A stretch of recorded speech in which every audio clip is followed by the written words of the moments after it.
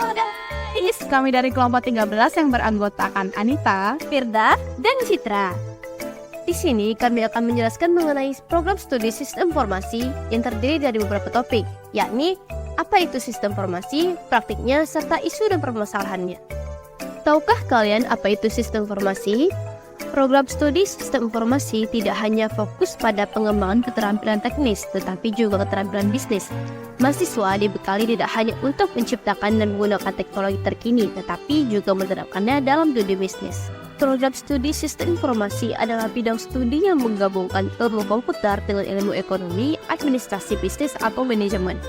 Program ini dirancang untuk memberikan pemahaman mendalam tentang bagaimana teknologi informasi digunakan dalam berbagai organisasi dan bidang industri untuk mengelola informasi, mendukung pengambilan keputusan, dan meningkatkan kinerja bisnis.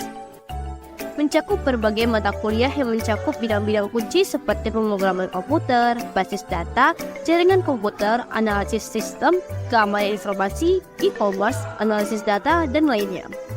Metode pengajaran dalam program ini mencakup kuliah, diskusi, studi kasus, proyek, praktikum, dan berbagai industri.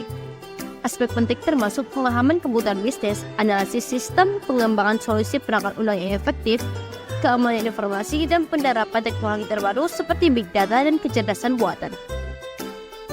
Nah, setelah kalian mengetahui seperti apa itu program studi sistem informasi, berikut adalah beberapa praktik yang bisa dilakukan ketika kalian telah lulus atau menjadi sarjana dari program studi ini. Yang pertama ada analisis sistem. Seorang analisis sistem bertanggung jawab untuk menganalisis, merancang, dan mengimplementasikan sistem di perusahaan. Saat menerapkan tanggung jawabnya, ia dibantu oleh front-end engineer, back-end engineer, programmer, dan developer. Yang kedua ada data scientist. Seorang data scientist bertanggung jawab untuk mengumpulkan, mengolah, serta menganalisis data untuk menghasilkan informasi yang diperlukan ketika mengambil suatu keputusan. Yang ketiga ada intelligent business. Seorang intelligent business bertanggung jawab untuk membuat strategi bisnis yang diperoleh dari data scientist. Ia juga harus menguasai Microsoft Excel, SQL, dan kemampuan komunikasi yang baik. Yang keempat ada desainer UI UX. Desainer UI UX merupakan seorang profesional di bidang desain yang bertanggung jawab untuk menciptakan pengalaman pengguna yang optimal saat menggunakan produk digital. Yang kelima ada konsultan IT. Nah, konsultan IT bertanggung jawab untuk membantu klien menyelesaikan masalah di perusahaannya dengan bantuan IT. Selain pekerjaan yang telah disebutkan, seorang sarjana program studi sistem informasi juga dapat bekerja sebagai programmer, developer, project manager, dan dosen.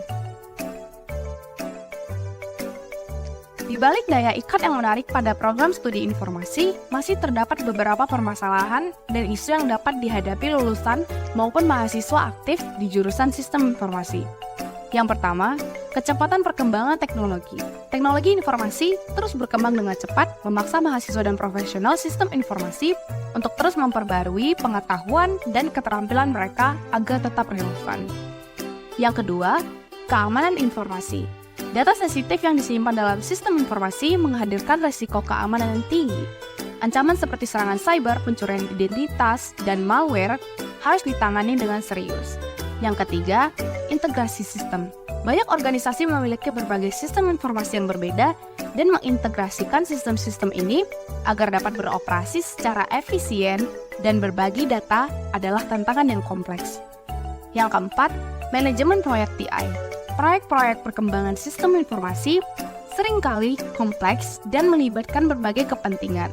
Manajemen proyek yang efektif diperlukan untuk memastikan proyek berjalan sesuai dengan anggaran dan waktu yang ditetapkan. Yang kelima, ketergantungan pada vendor.